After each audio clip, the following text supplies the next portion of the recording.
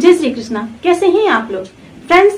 आज जो हम चर्चा करने वाले हैं वो उन महत्वपूर्ण दिनों की करने वाले हैं जब महत्वपूर्ण दिन आपके जीवन को बहुत ज्यादा प्रभावित करने वाले हैं, जब आपको विशेष ग्रह से संबंधित आपको विशेष प्रभाव मिलते हैं।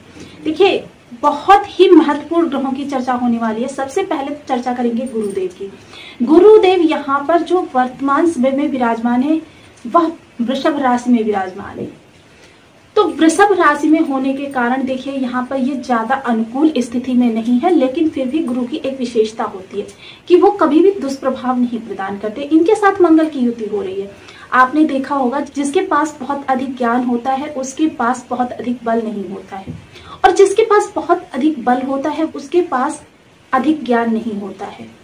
यानी कि दोनों का बैलेंस किसी के पास समान रूप से नहीं देखा जाता। किंतु यहाँ पर जिस भाव में ये विराजमान है उस भाव से संबंधित आपके जीवन में इस समय बैलेंस बना हुआ है। जब ये स्थितियां डिसबैलेंस हो जाती हैं उस समय पर आप समझ लीजिए कि आपके जीवन में कुछ ऐसी स्थितियों का प्रादुर्भाव होता है, या तो वो बहुत अत्यधिक अच्छी होती हैं या तो बहुत ही निगेटिव होती हैं, या तो वो होती हैं जिनकी आप आशा करते हैं, या फिर वो होती हैं जो आपके जीवन को निराशा की ओर अग्रसर कर देती हैं।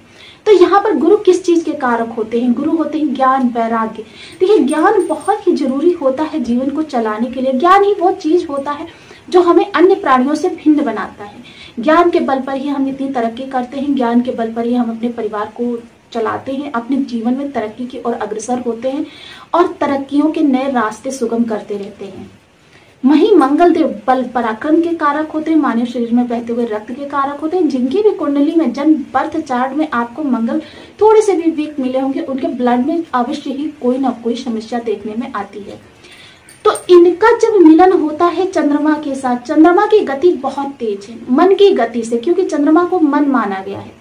मन की गति से यह विचरण करती है। कुंडली का जो बर्थ चार्ट होता है ये पूरे आकाश को 12 भागों में विभक्त करके हमारे लिए बता देता है कि यह हमें पूर्ण जीवन काल में किस तरीके से प्रभाव देने वाले हैं। अब जब ये पूर्ण जीवन काल को चंद्रमा जिस भी भाव में जाते हैं, 2.25 में अपना राशि परिवर्तन करते हैं, जिस भी भाव में जाते हैं उस भाव से संबंधित आपको या तो पॉजिटिव प्रभाव मिलने प्रारंभ हो जाते हैं या तो फिर निगेटिव प्रभाव मिलने प्रारंभ हो जाते हैं। डिपेंड ये करता है कि आपके जीवन में उस ग्रह की स्थिति कैसी होती है। जिस भाव पर भी इनकी दृष्टि जाती है सेम उसके साथ भी यही प्रभाव पड़ता है। तो चंद्रमा बहुत ही महत्वपूर्ण ग्रह होते हैं। चंद्रमा जो आपके जीवन में धन की निरंतरता होती है। देखिए, जिनके भी चंद्रमा वीक होते हैं या कमजोर होते हैं उनके जीवन में धन की निरंतरता नहीं रहती। यानी कि कभी इतना अत्यधिक धन आ जाएगा जिसकी उन्होंने आशा नहीं की होगी, या फिर इतना कम आएगा या उन्होंने सोचा ही नहीं होगा। उनका सरवाइव करना भी बहुत मुश्किल हो जाता है। चंद्रमा पक्ष बल से कमजोर हो तब भी आपको दिक्कत देते हैं, चंद्रमा मजबूत हो तब भी आपको दिक्कत देते हैं।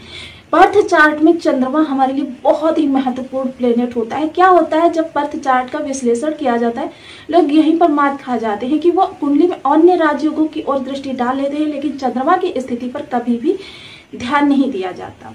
तो यह चंद्रमा तो बहुत ही महत्वपूर्ण प्लेनेट हो जाते हैं मानव के लिए। तो सूर्य की भी चर्चा करेंगे। सूर्य क्योंकि आपके कैरियर सबसे महत्वपूर्ण होता है जीवन को चलाने के लिए।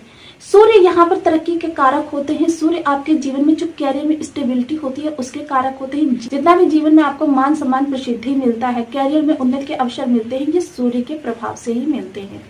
तो चलिए आज चर्चा कर लेते हैं इन्हीं ग्रहों के बारे में, जान लेते हैं वो महत्वपूर्ण दिन जबकि आपको बहुत ज्यादा विशेष प्रभाव इन ग्रहों के मिलने जा रहे हैं। तो बने रहिए हमारे साथ इस वीडियो में, एंड तक आपको बहुत कुछ जानने के लिए मिलेगा। वीडियो बहुत ज्ञानवर्धक होने वाला है। लग्न में 12 नंबर बना हुआ है तो ये राशिफल आपके लिए। यदि कुंडली में कहीं भी चंद्रमा के साथ 12 नंबर बना हुआ है तो ये राशिफल आपके लिए। कुंडली ना होने की स्थिति में आप इसे नाम राशि से भी देख सकते हैं।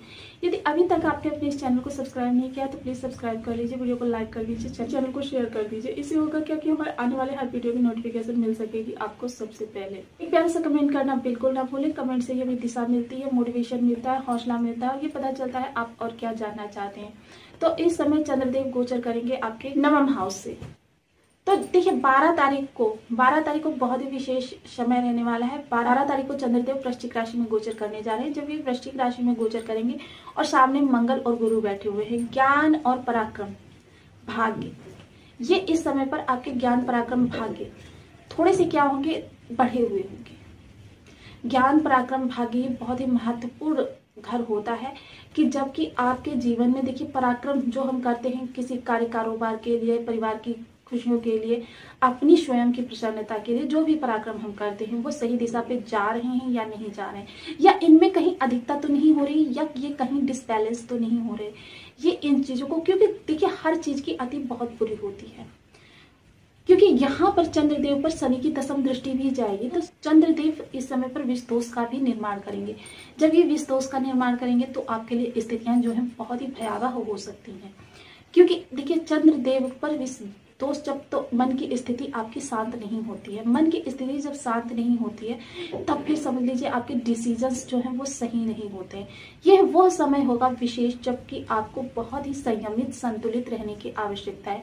किसी भी बात पर, जरा जरा सी बात पर आपको क्रोधित नहीं होना है, जरा जरा सी बात पर इमोशनल नहीं होना है, क्योंकि चंद्रदेव मन के कारक होते हैं। मन की स्थितियों में सीधे आपको नियंत्रित करने की क्षमता जो है इनके पास होती है, और सबसे सौम्य प्लेनेट भी होते हैं, किंतु ये इस समय पर यहाँ पर विषम परिस्थितियों में जाने वाले हैं। बहुत ही सचेत रहने का समय है।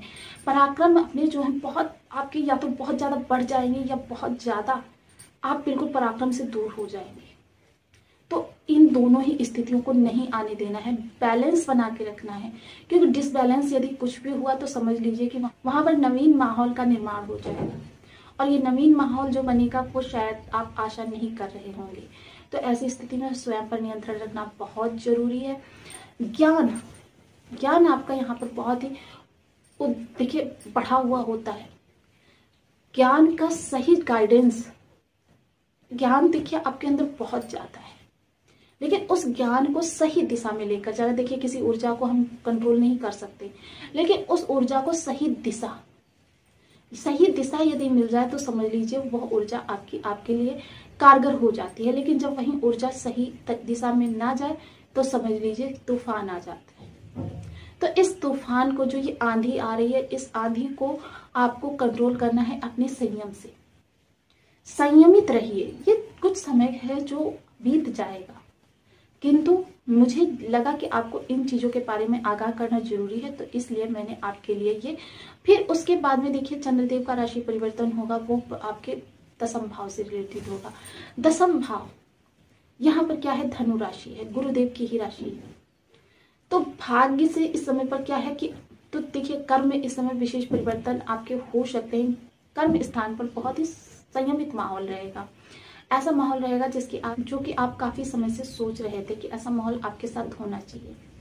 तो बहुत ही स्थितियां जो है अनुकूल भी हैं, थोड़ी सी प्रतिकूल भी हैं।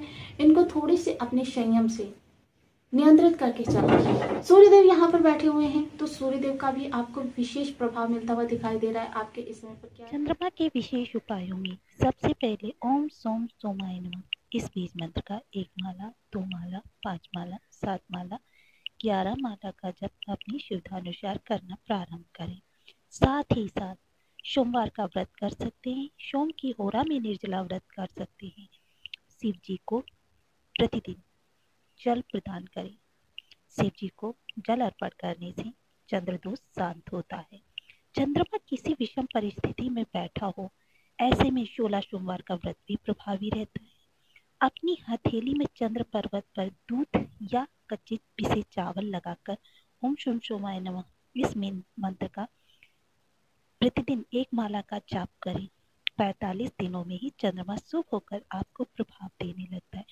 तो आपको वीडियो कैसी लगी मुझे कमेंट बॉक्स में जरूर बताएं। चैनल पर न्यू है तो प्लीज वीडियो को लाइक शेयर, चैनल को सब्सक्राइब करना बिल्कुल ना भूलें। मिलते हैं नेक्स्ट वीडियो में, तब तक के लिए नमस्कार। अपना ध्यान रखें, स्वस्थ रहें, मस्त रहें।